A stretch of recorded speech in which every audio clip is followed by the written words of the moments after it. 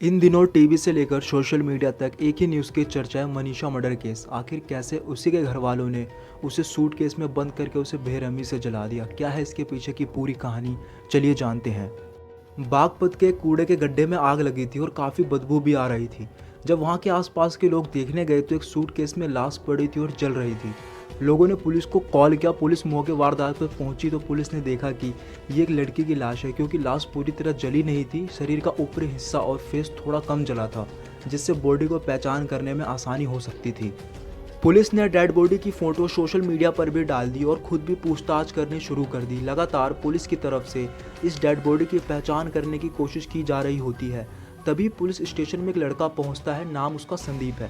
वो police station जाकर बताता है कि जिस डेड बॉडी की आप पहचान कर रहे हैं वो मेरी चचेरी बहन मनीषा का है। पुलिस कहती है कि तुम इतने दावे के साथ कैसे कह सकते हो। तब संदीप बताता है कि आपने सोशल मीडिया पर और कई जगह कई सारे फोटो सर्कुलेट कराए हैं जहां गुमशुदगी की तलाश लिखी हुई है, और साथ ही डेड बॉडी के हाथों में कंगन भी है जो कि मेरी बहन मनीषा का ही है। तो मैं दावे के साथ कह सकता हूँ ये मेरी बहन ही है, ये मेरी चाचा की लड़की ही है। ये मैं इसलिए इतने दावे के साथ कह रहा हूँ क्योंकि मनीषा 1 नवंबर से अपने घर से गायब है। उससे आखिरी बार बात 31 अक्टूबर को हुई थी। मनीषा का झगड़ा अपने सगे भाई मनीष से हुआ था, तब से ही वो गायब है। तो हो ना हो ये लाश उसी की ही है।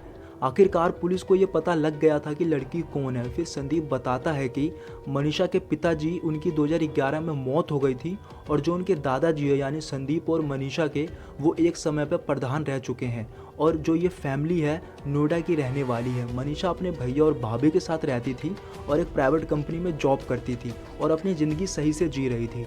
जब पुलिस संदीप से पूछताछ करती है तो वो कहती है कि तुम्हें किसी पर शक तो नहीं है। तो वो कहता है कि ये सब तो मैं बता नहीं सकता, लेकिन हाँ, जब उसके ऑफिस से मुझे फ़ोन आया, क्योंकि उसने मेरा नंबर दे रखा था, उन्होंने कहा कि वो अभी तक ऑफिस भी नहीं आई और उसका फ़ोन भी स्विच ऑफ है। तो फिर मैं ये सोचने लगा कि ये जा कहाँ सकती है। फिर मैं मनीषा के घर पर गया और भाभी शिखा से भी पूछा और भाई मनीष से भी पूछा कि मनीषा कहाँ है। तो वो लोग कुछ बताने को राजी ही नहीं थे। जब ज़्यादा जोर दिया तो उसके भैया और भाभी ने बताया कि वो कहीं चली गई है और किसी से वो बात नहीं कर रही है, शायद वो किसी लड़के के साथ भाग गई है। उसकी भाभी ने बताया कि मैंने कई बार उसे लड़के के साथ फ़ोन पर बात करते हुए सुना है, तो वो पक्का भाग गई होगी उसी लड़के के साथ। पुलिस जब ये सब बात सुनती है तो उन्हें लगता है कि मनीषा के भैया और भाभी से भी पूछताछ करना होगा। फिर पुलिस मनीषा के भैया और भाभी शिखा से पूछताछ करती है और वो ये बताते हैं कि वो किसी लड़के के साथ भाग गई है, हमें उसके बारे में कुछ पता नहीं है। और हाँ, हमारी थोड़ी लड़ाई भी हो गई थी मनीषा से, तब से ही वो लापता है। और ये दोनों रोते भी है, जिससे सामने वाले को लगे कि हाँ, वो मनीषा के लिए काफ़ी परेशान भी है। इसके बाद पुलिस वालों को लगता है कि लड़की कौन है हमें वो पता लग गया, लड़की की फैमिली कौन है हमें वो पता लग गया। पुलिस कहती है कि हमें अब सीसीटीवी फुटेज खंगालनी चाहिए। पुलिस कूड़ा घर जहां लाश मिली थी वहां के इलाके की सीसीटीवी फुटेज चेक करती है तो उन्हें एक कार दिखती है जिसमें मनीषा की लाश लाई गई थी। वो कार साफ साफ दिखती है, उसकी नंबर प्लेट बिल्कुल साफ दिखती है। उस नंबर के जरिए पता लगता है कि ये गाड़ी सोनीपत की है। जब पुलिस सोनीपत के उस गाड़ी के एड्रेस पर जाती है तो वो गाड़ी वहीं खड़ी मिलती है। जिस सोनीपत के इलाके में गाड़ी खड़ी मिलती है उस इलाके में मनीषा की भाभी का मायका भी होता है। अब पुलिस के शक के घेरे में मनीषा की भाभी भी थी। पुलिस सोचती है कि हो ना हो मनीषा के मर्डर के पीछे इसकी भाभी शिखा और शायद इसके भाई मनीष का भी हाथ हो।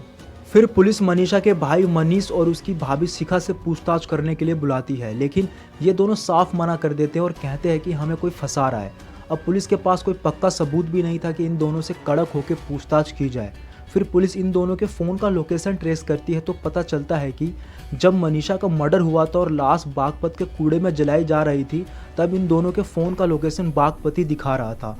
अब पुलिस पूरी तरह कंफर्म थी कि इसके पीछे मनीषा के भैया और उसकी भाभी का ही हाथ है। अब पुलिस इनसे पूछताछ करती है, वो भी कड़ाई के साथ। तो मनीषा की भाभी शिखा बताती है कि वो मेरी कोई ननद वनद नहीं है, वो मेरी दुश्मन है, क्योंकि मनीषा को मेरी अफेयर के बारे में पता चल गया था। अब इससे ये पता चलता है कि जो मनीषा की भाभी शिखा है उसके बॉयफ्रेंड का नाम पवन है, जो कि शादी से पहले से ही उसका बॉयफ्रेंड है और अभी भी दोनों का अफेयर चल रहा है और दोनों अभी भी मिलते रहते हैं।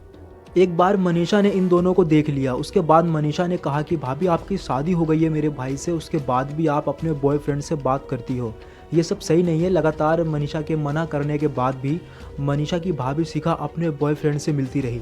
एक बार जब मनीषा की भाभी और उसके बॉयफ्रेंड आपस में मिल रहे थे, तब मनीषा ने उनकी आपत्तिजनक वीडियो बना ली।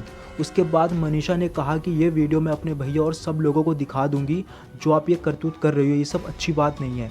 आप अभी भी सुधर जाइए, आपके पास मौका है। फिर भी शिखा नहीं मानती। उसके बाद मनीषा अपने भाई को ये सब चीज़ें बताती है। भाभी का अफेयर चल रहा है, भाभी को मैंने कई बार मना किया है, लेकिन वो तब भी नहीं मान रही है। ये सब सुनने के बाद मनीषा का भाई कहता है कि मुझे ये सब मालूम है, मुझे इन सब चीज़ों को लेकर बार बार परेशान मत करो।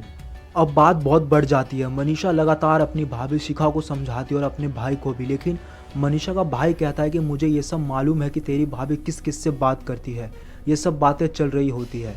और पुलिस और जांच पड़ताल करती है तो पता चलता है कि मनीषा के नाम पर 4 करोड़ की प्रॉपर्टी है। दरअसल मनीषा के पिता मरने से पहले मनीषा और मनीष, जो कि मनीषा का भाई है, दोनों के नाम पर इनके पिता ने बराबर की प्रॉपर्टी का बंटवारा कर दिया था। लेकिन मनीष को ये बंटवारा सही नहीं लगा। उसे लगा कि लड़की को प्रॉपर्टी नहीं मिलनी चाहिए। इसलिए एक बार मनीष ने मनीषा को कहा कि तुम इस कागज़ पर साइन कर दो और ये प्रॉपर्टी मेरे नाम कर दो। लेकिन मनीषा ने साफ इनकार कर दिया और कहा कि पिताजी ने ये प्रॉपर्टी मेरे नाम किया है और ये मेरे नाम ही रहेगा। इससे लगातार भाई मनीषा से चिढ़ता भी रहता था। और भाभी शिखा भी अपने पति मनीष के कान भरती रहती थी। कहती थी कि तुम्हारे पिता ने ज़्यादा प्रॉपर्टी तो उसी के नाम पर कर रखी है, बल्कि उसको तो ज़रूरत भी नहीं है, इसकी तो तुम इस प्रॉपर्टी का हड़प लो। ये सब कहती रहती थी। इन सब चीज़ों से मनीष और ज़्यादा चिढ़ने लगता था अपनी बहन से। उसके अंदर और ज़्यादा नफरत आ गई थी अपनी बहन के लिए। वो चाहता था कि बस ये प्रॉपर्टी उसके नाम पर हो जाए। इधर जो मनीषा की भाभी शिखा थी, वो इस बात पर चिढ़ती थी कि वो अपने बॉयफ्रेंड से सही से मिल नहीं पाती थी। हर बार मनीषा उसको टोकने आ जाती थी।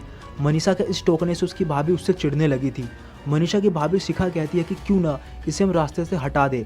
मनीषा का भाई कहता है कि हटा तो देंगे, लेकिन इसके लिए हमें एक और आदमी की जरूरत पड़ेगी। शिखा कहती है कि जो मेरा बॉयफ्रेंड पवन है वो इस काम को अंजाम दे सकता है, लेकिन इसके बाद तुम हमारी शादी होने दोगे, मैं उसी के साथ रहूँगी। मनीषा का भाई कहता है कि ठीक है, अगर प्रॉपर्टी मेरे नाम हो जाती है तो तुम दूसरी शादी पवन के साथ कर सकती हो। प्लान के तहत तीनों 1 नवंबर को ये कांड अंजाम देते हैं। मनीषा की भाभी अपने बॉयफ्रेंड को घर बुलाती है और तीनों, मनीषा का भाई, भाभी और उसका बॉयफ्रेंड, मनीषा का गला दबाकर उसका कत्ल कर देते हैं। फिर एक सूटकेस में लाश को डालकर उधर शिखा अपने मायके से कार मंगवाती है। कार में सूटकेस डालकर नोएडा से 75 किलोमीटर दूर बागपत में जाते हैं।